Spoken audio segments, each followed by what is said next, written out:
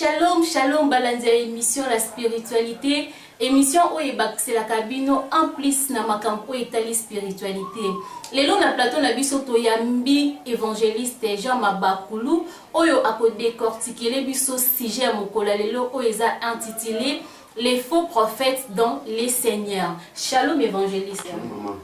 Kini ezali na sepeli pour la disponibilité d'ailleurs nous répondre à l'invitation na biso mokola lelo. Lelo tozolo bela makambo o etali le faux prophète dans les seigneurs. Évangéliste, mais quand on peut expliquer biso un prophète azanani. Bon, ce qui toque dans la Bible, prophète azaka comme nous ensemble. Ouais. Prophète azam envoyé ensemble. Oyo aye ko révéler biso be ko annoncer biso et loko moko za caché o nzamba biso o ekoya pour lobi moko boye pour aye pour révéler biso. Prophète là comme messager a envoyé ensemble là comme nous ensemble on a ko définir dans la Bible. Sauf que dans la Bible ainsi dit l'Éternel. Donc prophète a donné la parole ensemble ainsi dit l'Éternel. Alors message me souci au vrai prophète a un message ensemble. Si quoi le prophète nous ba promis belé papa ba faux da ba vrai. Jusque là est-ce que vous pouvez expliquer biso ndenge to koyeba un faux prophète et un vrai prophète na ba signe na bango ya malamu ne mabe. Mais il y a ça veut dire que dans cinéma ba faux prophète ba koya ba faux docteur ba koya mais ben c'est un gâté. Donc faux prophète au à partir ya koya à partir ba mbumbu bible que to ba partir ba mbumbu na bango. Et faux prophète a koya un message aux ensemble té. Surtout que dans le jardin d'Éden tout le monde faux prophète le dit mais aïe pour que ça a Ève. Amenez les paroles ensemble. Maintenant, c'est à l'époque à séduire. Donc, faux prophète, il y a un message ensemble. Donc, on a dit que faux prophète, dans la carte à faux, vrai dans la carte. Mais que faux, il y a un faux. Surtout dans la carte à jardin d'Éden. Et tu dis que Ève, ça t'a qui il y a un faux prophète pour nous prophétiser, pour nous côté doute. Donc, faux prophète, il y a un message à ma baie. Alors, tu vois, à partir du moment là-bas. À partir du moment là-bas, le lot aux hommes on a les consultation. Ok, pas prophète, aux gens a problème nayo. Pourquoi t'es pas naïe, il faut les canaux et pas secrétaire. Et puis pas secrétaire, il faut foutre un bon il y a consultation. Donc ceux qui coûtent qui n'ont bon et cocaté. En fait, on a coupé ça ndingisa et pas secrétaire azongisa yo. Est-ce que les canaux y a consultation wana? Est-ce biblique? Tout est biblique. Maman. Omoni tozo kende makamso tozo mema tozo kota makambanda ko suna kata makambanza donc batima ko moko ba sentiment makata makambanza alors pour mes années moto za liboso a mosala nzambe taba mutu na ndako ne abina kutana mutu akobongisa eloko oyo ayebika kutana papa na yebena ndeko na ngamo kobele mosala nzambe nakipa mosala nzambe nakobongisa quelque chose comme ça peut-être transport bien idée mais exactement que yo otia que bino montant moko boya comme tu as une fois plus $20 $10 non on a bien dit ça dit que toujours au fait tu peux savoir au fait alors tant montant comme tu as ne sait que a comme déjà donc à l'écart c'est quand à égaré c'est que ça montant moko o aso ça suma kama nzambete c'est a commencer là à la envoyer à la faux prophète alors il y a ça dit que toujours au fait tu peux se faire est-ce que c'est exemple moi non anda pourquoi il faut bon bien comme ça condition on a pas pour moi pour tout le monde va parce que sur prophète moi de mon co il y a connu moi naé avant coûter des fois peut-être $10 $20 voilà est-ce que papa n'a pas un démon donc si on a comprendre bien bah vrai prophète bah moi ils ont sans condition pour mes ça aussi offrir ça peut ça pour offrir et montre la reconnaissance à mon grâce à la carte nayo on peut seulement unité montre ça papa zota unité papa son bataboy c'est ça a kanise na ye yo ko tete o te $20 $30 $50 so yo so ki mona na yo azobela po ako aya pana bonda o senga bon alors faut dire déjà qu'il y a faux prophète. D'accord, si je comprends bien alors bah faux prophète bah on dit bazo exiger bah bon maman excusez na tête mabate oui et il faut na aucune na tendance baza ba intimidation pour faux prophète so mon oh man les un prophète mon na tendance dira bana basi so mon on aspect qui toko pembe nzoto téléphone mon eh maman tellement alors qu'on intimider bato eh maman alors qu'on intimider bato de façon à mon ça un aspect ce qu'on a des exemples ndemo za boy na moza kitoko ati kitoko na ba maman non moi toi du monde qu'on a attends aspect non ndemo za non maman ça me sabi ah maman na mona on a avenir marquage c'est que aspect na yo nde ozalemi so moi mutu mo akauka mbebe kauka ye ateli formeli là-bas salitabi on a mutu pauvreté donc c'est que faut prophète ça toujours donc il a fait aspect physique à mutu à bambe ce prophétie donc bazo pesa un message mo intimidation c'est ça Jérémie écoute ça tu vas ça mais comme pas prophète mais ça biso amisa ba bitela ngate et ça ba lokuta ba sonja lokuta ba ça ngate metindi ba. D'accord, Jean, évangéliste et Jean, okoki kolobani na ba fidèle ou bazo mais maman na ba faux prophète. Maman. Et surtout, on lancer un message pour na ba faux prophète wana. Bible ba mon peuple est détruit. C'est pour mes amis, pas besoin na carte la Bible. Pas tant la Bible, pas leur connaissance. Pas pour mes amis. Pas sentiment ba pasteur, ba prophète. Tu vas sentiment ma kambanza.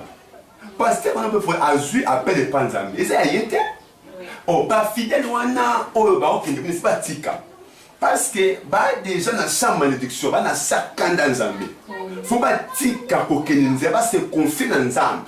Bah que se confier bah pasteur ou yabango. Alors, toi, bah qui pour nous, nzamba do silika. Ça va se prendre monter. Même nzamba se prendre dans Israël. Mais comment Israël va faire ma bique comme? Ça va se prendre monter dans mon nzambe. Ok, vous avez peut-être mis à part. Nzamba va se prendre monter. Alors, batika banzela wana. Mais batika banzela wana. Sikoyo batika banzela wana. Bango déjà ba mi kotisa. Évangéliste, oui que eza facilité. Biloko moko o message déjà kolia. Ba yeka mbala moko boye. Tika biloko wana kolia ali souté. Excusez maman. Oui. Biloko message kolia. Nazobi wena makambanzana. Moi dit to ça exemple mutu amena diamba. Pour attirer des gens battant. Mais yo ba yebiso que mutu la faux prophète.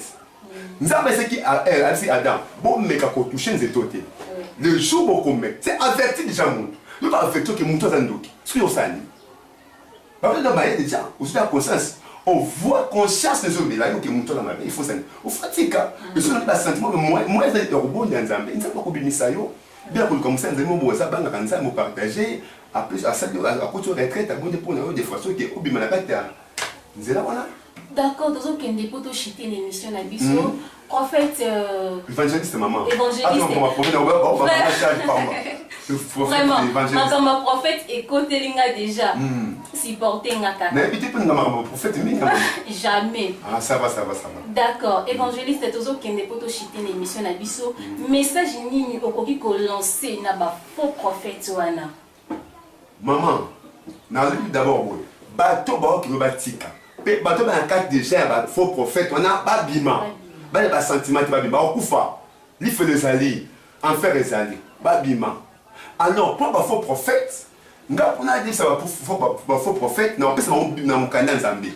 Bible dans Ecclésiaste chapitre je crois 33 les versets nango. Les versets 11, tout le temps pour tout le monde. Tout le temps pour tout le monde. Bien oui. Maman, yango da malbanzambe a toujours ça va quitter parole de Nzamba la Bible. Bien bien ce oui. Est-ce que chapitre 33 les versets 11 va dire oui. Dis-leur, je suis vivant. Dis-le Seigneur éternel, ce que je dis ce n'est pas que les méchants meurent, mais ceux qui changent de conduite et qu'ils vivent. Revenez de votre mauvaise voie. Pourquoi mourrez-vous, maison d'Israël? Je regarde Nzamba, Nzamba n'a pas fouetté, mais n'a pas ça va y aller ça bon moi. Yebisa bango, on va peine que ça va on Ézéchiel. Mais c'est pas tika banza, pas y panza, pas se repentir, maman. Pas bon la mité, man ça va na posa bango. Ba na pas que li feloté, li fait pour la bango té. Alors, Nzamba dit ba y a na bon, ala capable de dire ça bon. Maman, mbongo té ba y panza, mais ba zonga ba ça msana za be malam. Ba se repentir, habiller bisa bango ba se repentir. Donc pour ça avec que ba tika ba voir wana. Il y a le Koutawana, on sait que bon, basons les panzambé et kola abi pour la liba kufa. D'ailleurs, les feux des alliés, ça pour l'été, ça pour la banane, les feux pour la Satan, n'a ba tunaye, mais tu dois n'en pas panzambé. On s'appelle ça dit n'zaba baké yebisabamo. Mon frère, nazo bisna avec l'autre, au talangai, n'zaba na posa na yo, bon la motem, en benga yo yaka, tika banzela wana, yaka ana posa na yo. Kokufa mama koyoka soni te papa koyoka soni te mbongo koleka mais parole koleka te yesu na posa bikisali yo na koyebi suna tongo lelo et tikanzi la yake panzambe et Seigneur ana posana. Voilà. D'accord, balandi émission la spiritualité, to comme na suka émission na biso.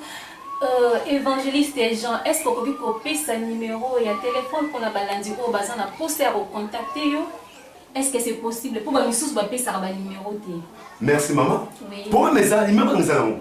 Alors, nous avons fait un DCT pour la balance ensemble. Au moment où on a onction ma casse dans ça. Mais ça balance pas bima batika. Batika na beta CT na beta CT ya obima na kata bisika da binoté.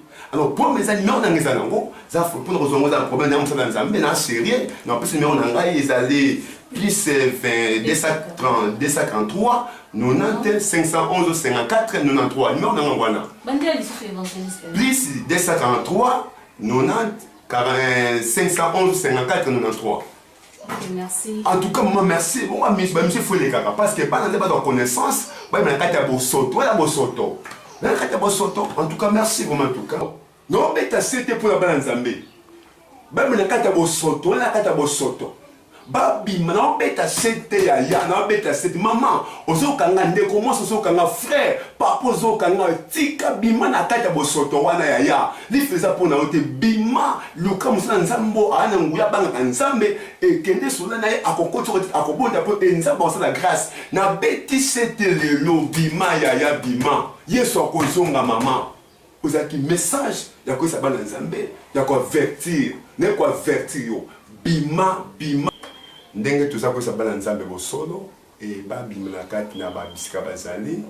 Ya Yesu epsi bango kabiki mutu mota ko sa bino. To comme na temps o ba bortika kondima ba kama mate ya lokuta.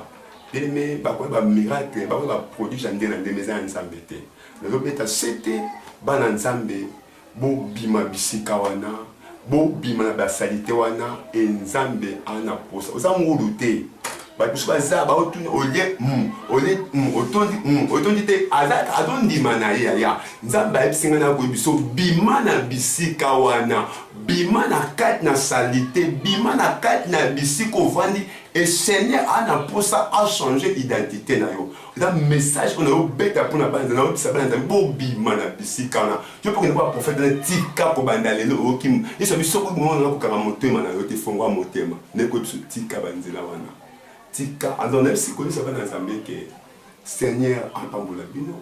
Nzamba béni bino et nzamba bino connaissant et nzamba wana apambola na sing apambola yo bota kate yo mona kate yo tambola kate yo za soki na makamuni nzambe nanga onction nzambe est toujours bisiko zali onction ma faveur et ma faveur à guérison pe faveur à libot ya mariage faveur pour bota et mona yo na kombo na Yesu Masia numéro nanga ezali nango pembeni awa tozana na numéro nanga plus 243 90 511 54 93.